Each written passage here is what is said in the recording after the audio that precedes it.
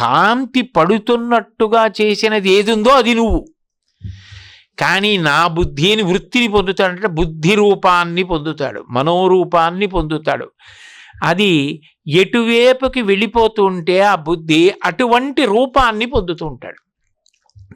కొడుకుని చూడగానే తండ్రిగా మారిపోతాడు, భార్యని చూడగానే భర్తగా, ప్రియురాలిని చూసినప్పుడు ప్రియుడిగా, ప్రియుణ్ణి చూసినప్పుడు ప్రియురాలిగా, సభలో శ్రోతగా, సభలో వక్తగా వృత్తిని పొందుతాడంటే నేను ఇది ఇప్పుడు అని అనుకుంటుంటాడు.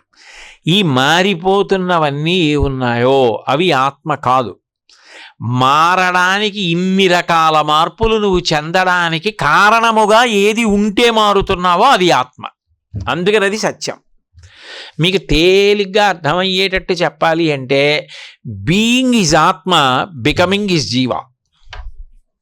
బీయింగ్ అంటే ఉండుట ఇంగ్లీష్లో, బీయింగ్ ఆత్మ ఎప్పుడూ ఉంటుంది. ఎప్పుడూ ఉండి దానికి కాంతి పడుతుంటే బుద్ధి, మనస్సు, చిత్తము, అహంకారము వీటి వల్ల ఏమవుతుందంటే నేనిది నేనిది నేనిది నేనిది అంత త్వరగా మారిపోతూ ఉంటాడు. ఏదో గుర్తొస్తుంది నేను ఉద్యోగిని, ఏదో గుర్తొస్తుంది నేను పదవీ విరమణ చేసిన ఉద్యోగిని, వెంటనే గుర్తొస్తుంది నేను తండ్రిని, నేను మామగారిని, నేను శ్రోతని, నేను గురువుని, నేను శిష్యుణ్ణి, నేను పౌరుణ్ణి, నేను ఇంటి యజమానిని, ఈ పుస్తకాలు నావి, లాల్చీ నాది, నా రుద్రాక్షలు ఎందుకు తీశారు, నా తువ్వాలు ఎందుకు తీసుకున్నారు, నేను నాది. అలా నిరంతరం మారిపోతూ ఉంటాడు. ఇన్నిగా మారిపోతూ ఉండడానికి అవకాశం ఏది అంటే అసలన్నది ఒకటి ఉంది కాబట్టి. అది లేనినాడు ఈ మార్పులే లేవు. పడుకుంటుంది. పడుకోవడం అంటే అయిపోయింది, పట్టుకెళ్ళి అవతల పారేయాలంతే, ఇంకా కట్టెల్లో పారేస్తారు. ఇన్నిగా మారిపోతూ ఉండడానికి అసలన్నది ఒకటి ఉంది కాబట్టి. అసలు ఉన్నది ఏదో తెలుసుకున్న నాడు ఇన్ని రకాలుగా మారేది లేదు. అసలు ఎప్పుడు ఉండిపోయింది ఏదో అదిగా ఉండిపోతాం. ఈ మారిపోయేటట్టు చేస్తున్నది ఏదో అది మాయ. ఆ మారిపోతూ ఉండడంలో ఏమవుతుందంటే నేనిది, అప్పుడు అది రాగద్వేషాలు. మా అబ్బాయి మీ అబ్బాయి, నా శిష్యుడు నీ శిష్యుడు, మా గురువు గారు మీ గురువు గారు, మా ఇల్లు మీ ఇల్లు, నా లాల్చి నీ లాల్చి. ఎన్ని రకాలుగా మారితే అన్ని రకాలుగా జగత్తు మారుతూ ఉంటుంది, అన్ని రకాలుగా రాగద్వేషాలు వస్తుంటాయి. ఇది అనంతం. అది నిప్పు రవ్వలు రేగినట్టు రేగుతుంటాయి. ఇన్ని రాగద్వేషాలు, ఇన్ని పాప పుణ్యాలు, ఇన్ని సంకల్ప వికల్పాలు అలా నడిచి వెళ్ళిపోతూ ఉంటుందంటే ఆ మాయలో కాలం వెళ్ళిపోతూ ఉంటుంది. అసలది మాత్రం ఎప్పటికీ తెలియదు. ఇలాగా శరీరం పడిపోయింది.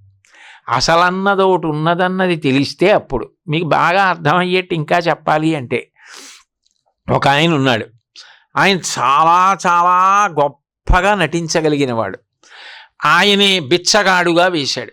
ఆయన ఒకప్పుడు గొప్ప ఐశ్వర్యవంతుడు, అందరికీ దానాలు చేసేశాడు. చేసి ఆఖరికి ఆయన నిరుపేదైపోయాడు. నిరుపేదైపోయి ఆయన రిక్షా లాగుతున్నాడు.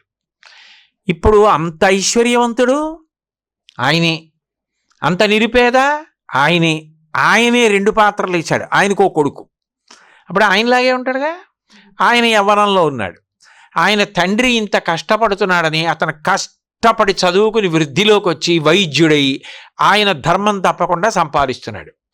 ఇప్పుడు ఇంతకీ తండ్రి గారిగా అంత ధర్మదాత అయినటువంటి ఒక వృద్ధుడైనటువంటి ఒక వ్యక్తి ఆయనే నిరుపేద అయిపోయి రిక్షా లాగుతున్నవాడిగా ఒక పాత్ర, ఆయనకి కొడుకుగా ఆయనే. ఇవన్నీ తాత్కాలికాలు. ఆయన పేరు సుబ్బారావు, అయితే నాగేశ్వరరావు. నిజానికి ఆయన్ని మీరు పిలిచి మీరు ఎవరండి అంటే నేను ధర్మదాతనండి, నేను ఇన్ని దానాలు చేశానండి, అన్నీ చేసి పోగొట్టుకుని రిక్షా లాగినవాడిని అండి, మా అబ్బాయి అండి, ఇవన్నీ చెప్పడం. నేను నాగేశ్వరరావునండి అంటాడు. నిజంగా ఆయన సభలోకి వచ్చారనుకోండి, అప్పుడు ఆయన ఏవేవి నటించారో ఆ పాత్రలతో పిలవరు. నాగేశ్వరరావు గారు వచ్చారు, నాగేశ్వరరావు గారు ఇన్ని పాత్రలు ఎంత బాగా నటించారో అంటారు. నాగేశ్వరరావు కూడా అసత్యం, ఎందుకంటే నామరూపాల సత్యం కదా. అప్పటిదాకా పోను అలా అనుకోండి. అలా ఆత్మ సత్యం, ఈ కడుతున్న వేషాలన్నీ అసత్యం. అది ఉంది కాబట్టి ఇవన్నీ వచ్చాయి, వేషాలన్నీ వచ్చాయి. అసలు నాగేశ్వరరావు గారే లేకపోతే, ఆయన కాలధర్మం చెందితే ఈ పాత్రలన్నీ ఎలా వస్తాయా? ఇంకా రావు. కాబట్టి అదిగో ఆ స్థితిని పొందడం, ఆ ఆత్మని తెలుసుకోకుండా అడ్డొస్తోందే అది మాయా. అది గొప్పతనం ఏమిటంటే అది అడ్డొచ్చినట్టు ఉండదు, చాలా సంతోషంగా ఉన్నట్టు ఉంచుతుంది. ఇన్ని రకాలుగా మారిపోతూ ఉండడం, ఇన్ని భావాలు, ఇన్ని రాగాలు, ఇన్ని ద్వేషాలు, ఇన్ని మమకారాలు, ఇన్ని బంధాలు, ఇన్ని బంధుత్వాలు, ఇవన్నీ ఎక్కడో ఏవో సంతోషకారకాలు. అందుకని వాటినే స్మరిస్తూ ఆనందపడిపోతూ గడిపేస్తూ ఉంటాడు. అయ్యయ్యో నేను భ్రాంతిలో వెళ్ళిపోతున్నాను, అసలు సత్యం గురించి ఆలోచన కూడా చేయట్లేదు అన్నది కూడా అనుకోడు, అనుకోకుండానే గడిచిపోతుంటుంది. ఎంత విచిత్రం నిజంగా మాయ యొక్క శక్తి. కాబట్టి అది దాని వలన నీవు ఒక జీవుడవని, నీకు పరిమితమైన పరిస్థితి అని అనుకుంటున్నావు. ఒక కుండ ఉంది, కుండలో ఆకాశం ఉంటుంది, కానీ నిజానికి ఆకాశం కుండలో ఉందా? కుండ పగిలిపోతే కుండ పోయింది, ఆకాశం అలాగే ఉంది. ఘటాకాశం మఠాకాశం అయింది, మఠాకాశం గోడలు తీస్తే అనంతాకాశం అయింది. కుండ అశాశ్వతం, ఆకాశం శాశ్వతం. నువ్వు ఆకాశం, నువ్వు కుండ కాదు. కానీ వచ్చిన గొడవ ఏంటంటే ఇలా 3 రోజులు కూర్చుని చెప్పినా బాగుంటుంది, మంగళం చెప్పేగానే నేను కోటేస్తారు రావు వచ్చేస్తుంది మళ్ళీ. ఇది పోవాలంటే ఎక్కడో మొదలెట్టాలి, ఎక్కడో మొదలెట్టి అధ్యయనం చేసి ఇది ఉన్నది అని శంకర భగవత్పాదులు అంత తాపత్రయపడి చేసిన బోధ చదువుతున్నారనుకోండి, ఉత్తమ కర్మలు చేస్తూ అధ్యయనం చేస్తూ వెళ్ళగా ఎక్కడో ఈశ్వరుడి అనుగ్రహం కలుగుతుంది. పాత్రలో ఉన్న బియ్యం అన్నీ అన్నం అయిపోయినట్టు ఒక రోజున జ్ఞానము కలుగుతుంది. ఆ జ్ఞానాద్దేవత కైవల్యం. అప్పుడు అసలైన నువ్వెవరో తెలిసిపోతుంది. అదే భగవాన్ రమణ అరుణాచలంలో అస్తమానం నువ్వెవరో నువ్వు తెలుసుకో అంటుండేవారు. అది తెలిసిపోతే ఇంకే. కాబట్టి దాని కొరకు భక్తి, అదే జీవబ్రహ్మైక్య సిద్ధి. కాబట్టి ఈ భేదము ఆత్మలాగా కనపడుతున్న వాటిని విడదీసి నయితి నయితి నయితి, నువ్వు స్థూల శరీరం కాదు, సూక్ష్మ శరీరం కాదు, కారణ శరీరం కాదు, పంచకోశములు కాదు, బుద్ధి కాదు, చిత్తము కాదు, అహంకారము కాదు, ప్రాణవాయువు కాదు, ఉపవాయువులు కాదు అని ఒక్కొక్క దాన్ని విడదీసేసి పక్కకి తీసేసి ఆత్మని స్థిరీకరించి చూపించాలి, మనకి బోధ చెయ్యాలి. అందుకని నీతి నీతీతి దేహాదీనపోహ్యాత్మావశేషిత ఉపదేశ సాహస్రి అని శంకర భగవత్పాదులు చేశారు. అందులో చెప్తారు ఈ సిద్ధాంతం. అవిశేషాత్మబోధార్థం తేనా విద్య నివర్తిత. నీతి నీతి నీతి అంటే నయితి నయితి నయితి. ఇది కాదు ఆత్మ, స్థూల శరీరం కాదు, సూక్ష్మ శరీరం కాదు, బలమైన వాదన చేత తొలగించి, అవును నిజం కదా, కాదు కదా, ఇది ఆత్మ ఏమిటి, ఇది ఆత్మ అయితే శరీరం నేనైతే గోరు తీసేస్తున్నాను కదా, మరి గోరు తీసేస్తే ఆత్మలో కొంత పోయిందా? అలా పోదు కదా. ఆత్మ అయితే అంటే స్థూల శరీరం నేను కాదు కదా, ఆత్మకి మళ్ళీ ఇది నాది అన్నది ఉండదు కదా. నా దూడ, నా ఆవు, నా కొడుకు, నా కూతురు ఇవన్నీ ఉంటాయి ఆత్మకి, అలా ఏం ఉండవు కదా ఆత్మకి. కాబట్టి ఇది నేను కాదు, నేను దీని గురించి ఆలోచిస్తున్నాను. దీని గురించి ఎంత ఆలోచించినా సున్నా. ఎందుకంటే మీకు నేను చాలా డబ్బు ఇస్తాను, నేను హెచ్చవేత చెప్తాను, మీరు హెచ్చ వేసుకోండి, చిట్ట చివరి ఎంత వస్తే అంత ఇస్తానని అనుకోండి. 1 × 2, 2 1 2 రూపాయలు ఇస్తారు, 2 3 6, 6 4 24, 24 5 120. అబ్బా అలా పెరుగుతోంది, ఎంత ఇస్తాడో అని హెచ్చ వేసుకుంటూ వెళ్ళారు కష్టపడి. కోట్ల మీదకి వెళ్ళింది. ×0 అన్నాను, ఎంత ఇస్తాను? ఏమీ ఇవ్వను. ఎందుకంటే ఎంత పెరిగినా చివరికి 0 పెట్టి హెచ్చ వేస్తే ఏమైంది? 0. దీన్ని పట్టుకుని ఇన్నింటిని పెంచుకుంటూ ఆలోచించినా చివరికి 0. ఎందుకంటే ఇదే ఉండదు, ఇదే సత్యం కాదు, ఇదే శాశ్వతం కాదు. ఇంకా నువ్వు అందుకునే నువ్వు అన్నది అందుకోవడానికి ఏముంది? అసలైంది ఒకటి ఉందని తెలిసినా చాలు, అది అందుకోవడానికి మళ్ళీ ఉత్తమ జన్మని ఇస్తాడు ఈశ్వరుడు. కాబట్టి అది బోధ చేసి చూపించారు. అబ్బాయి ఇది ఒకటి ఉన్నదని తెలుసుకోకుండా పఠంతు శాస్త్రాన్ని యజంతు దేవాన్ కుర్వంతు కర్మాణి భజంతు దేవతాః ఆత్మైక్యబోధేన వినా విముక్తి న సిద్ధ్యతి బ్రహ్మశతాంతరేపి. వివేక చూడమని. నువ్వు యజ్ఞాలు చేయి, యాగాలు చేయి, దేవతల పూజలు చేయి, సహస్రాలు చేయి, అష్టోత్తరాలు చేయి, ఉత్సవాలు చేయి, ఎన్ని చేయి, అవన్నీ నీకు పాత్రతని కల్పిస్తాయి. చివరికి జ్ఞానము కలగాలి, జ్ఞానము చేత నీకు జీవబ్రహ్మైక్య సిద్ధి, అక్కడ మోక్షం అది కలగాలి సుమా. అవన్నీ చేసిన తరువాత దాని ద్వారా నువ్వు తెలుసుకోవలసినది తెలుసుకుంటావు. శంకరాచార్యులు వారి గొప్పతనం ఎక్కడుందంటే ఇవన్నీ ఎన్ని గ్రంథాలు రచన చేసి ఇచ్చారు, బోధ చేశారు. దానికి వ్యతిరేకమైన అసత్యములను ఖండించి ప్రచారం చేసిన వాళ్ళని ఒప్పించారు. ఏమీ మాట్లాడకుండా ముద్రబట్టి చెప్పారు. ఇలా అన్నారు. అర్థమైన వాళ్ళకి అర్థమైంది. చిన్ముద్ర పట్టుకుంటే అర్థం కాలా? ఏది లక్ష్యము చేరడానికి లక్ష్యములా కనపడి పక్క త్రోవ పట్టిస్తోందో అర్థమైపోవడానికి ఒక ముద్ర సరిపోలా? ఆయన చేసినటువంటి విశేషాలు ఆలోచిస్తే అసలు ఇది ఎవరికి సాధ్యం అవుతుందనిపిస్తుంది. అంత అద్భుతమైనటువంటి స్థితిని చూపించారు. నాదబిందు కళాభిజ్ఞాయ నమః అంటారు. ఇది చాలా చాలా గంభీరమైనటువంటి నామం. ఈ నాదబిందు కళాభిజ్ఞాయ నమః అని. నాదము, బిందువు, కళ అని 3 ఉంటాయి. ఇందులో కొంచెం నేను మరి ఎంతవరకు నేను చెప్పగలనో నాకు తెలియదు. శంకర భగవత్పాదుల అనుగ్రహంతో దీనిని నాకు అర్థమైంది మీకు అర్థమయ్యేట్టు చెప్పగలిగితే మాత్రం నేను కృతకృత్యుణ్ణి. నాదము శివస్వరూపం. నాదము అంటే శివస్వరూపము అనగానే మీకు అర్థమై ఉండాలి. అది శాశ్వతము, అది ఎప్పుడూ ఉండిపోయేది, అంటే ఆత్మస్వరూపం. అందుకే త్యాగరాజస్వామి నాదతను మనిషం శంకరం అంటారు. శంకరుడి యొక్క తనువు నిజమునకు నాదము అంటారు.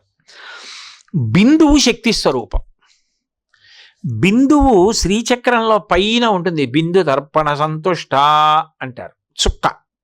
నిజానికి శ్రీచక్ర పరంగా మీరు ఆలోచిస్తే బిందువు త్రికోణం. మీరు కొంచెం ఆలోచన చేయండి. ఈ బిందువుకి ఒక గొప్పతనం ఉంది. ఏమిటి ఆ గొప్పతనం అంటే అసలు పెరగడం అన్నది అక్కడ మొదలవుతుంది. ఎందుకంటే ఇప్పుడు నేను ఓ బొమ్మ గీస్తాను అని మీతోటి ఇలా మొదలుపెట్టాను అంటే ఇలా పెట్టగానే కలమో శుద్ధ మొక్కో ఇలా పెట్టగానే అక్కడ ఏమొస్తుంది? చొక్క వస్తుంది. అదే బిందువు. అక్కడి నుంచి పెరుగుతుంది. నేను అలా దాని మీద చెట్లు, పర్వతాలు, నదులు, సరోవరాలు, దేవాలయాలు, సూర్యోదయం, సూర్యాస్తమయం, పక్షులు, అప్పుడు విశ్వమంతా అందులోకి వచ్చేసింది. ఎక్కడ మొదలైంది? బిందువు దగ్గర మొదలైంది. అంటే బిందువు ఎవరు? నామరూపాలు. ఇవన్నీ నేను గీస్తే ఏమొస్తాయి? నేను 2 రెక్కలు, ముక్కు, ఆకాశంలో ఎగురుతూ ఒకటి గీసి ఏమిటి అని అనుకోండి, పక్షి అంటారు మీరు. రూపం ఉంటే నామం ఉంటుంది, నామం ఉంటే రూపం ఉంటుంది. నేను పేరు చెప్పకుండా మీకు రూపం చెప్పాను అనుకోండి, మీరు పేరు చెప్తారు. చూడండి, పొద్దున్నే తెల్లారగట్ట ఇంకా అందరూ నిద్ర లేవకముందే కొక్కరో కో అని కూస్తుంది, 2 రెక్కలు ఉంటాయి. ఒక రోజు మొత్తం మీద మెడ కొన్ని కోట్ల పర్యాయాలు ముందుకి వెనక్కి ఆడిస్తుంది. తన కాళ్ళ దగ్గర ఉన్నదే చిమ్ముకుని ఏరుగు తింటుంటుంది పురుగులు. ఎక్కువ ఎగరలేదు, రెక్కలతో కొద్ది ఎత్తు మాత్రమే ఎగురుతుంది. ఏమిటది అని నేనంటే ఏమిటది? కోడని మీరు అంటారు. నేను రూపం చెప్తే మీరు నామం చెప్పారు. నిజానికి నామం రూపం సత్యమా? అదే కదా ఇందాకటి నుంచి అంటున్నది. నామరూపములు సత్యము కావు, మాయ. అప్పుడు బిందువు ఎవరు? బిందువు పెద్ద మాయ. బిందువు అమ్మవారు. అంది మహామాయ, మామూలు మాయ కాదు. మహామాయ విశ్వం భ్రమయసి పరబ్రహ్మ మహిషి. అలాగని దైవ సంబంధం లేనిది కాదు, దైవము యొక్క తిరుగులేని శక్తి మాయ. అంటే బిందువు నామరూపములు. ఈ రూపములకు నామములకు మూలం ఎవరు? భగవంతుడు. భగవంతుడు లేకుండా మాయాశక్తి ఎక్కడిది? భగవంతుని శక్తియే మాయ, జగత్తుగా పరిణమించి కనపడుతోంది. కాబట్టి వీళ్ళిద్దరెవరు? నిజానికి శివపార్వతులు, ఆది దంపతులు. ఇప్పుడు ఈ బిందువుకి ఒక లక్షణం ఉంది. నేను 0 చుడతాను అన్నాను అనుకోండి. 0 చుడితే ఏం చేయాలి? నేను ఓ చుక్క పెట్టి ఇలా తిప్పుకొచ్చి ఇలా తిరిగి ఎక్కడికి వచ్చానో అక్కడ పక్కకి వెళ్ళిపోయాను. అప్పుడు 0 అవుతుందా? 0 నువ్వు పెట్టలేదు, 0 నీ బతుకంటారు. ఎక్కడ మొదలెట్టానో అక్కడికే వచ్చేసి మళ్ళీ ఆ చుక్క దగ్గరే ఆగిపోయాను అనుకోండి, సున్నా పెట్టాను. సున్నా అంటే ఏంటి? పూర్ణం. ఎక్కడ మొదలయ్యానో అక్కడికి వచ్చి కలిసిపోయాను. ఎక్కడ జీవుణ్ణని విడిపోయానో అక్కడ మళ్ళీ బ్రహ్మమని తెలుసుకుని కలిసిపోయాను. అంటే ఏ బిందువు దగ్గర మొదలయ్యానో ఆ బిందువు దగ్గర పూర్తి అయిపోవాలంటే ఎవరి అనుగ్రహం ఉండాలి? అమ్మవారి అనుగ్రహం ఉండాలి. శివశక్తి ఐక్య రూపిణి లలితాంబిక. అందుకు సంగీతంలో సప్తస్వరాలు సా దగ్గర మొదలుపెట్టి కిందకొచ్చి మళ్ళీ సా దగ్గరికి వెళ్ళి కలుస్తాయి. ఆరోహణ అవరోహణ. పైకెక్కితే జీవుడు బ్రహ్మమైనాడు, కిందకొస్తే బ్రహ్మము జీవుడైనాడు, మాయలోకి వచ్చాడు.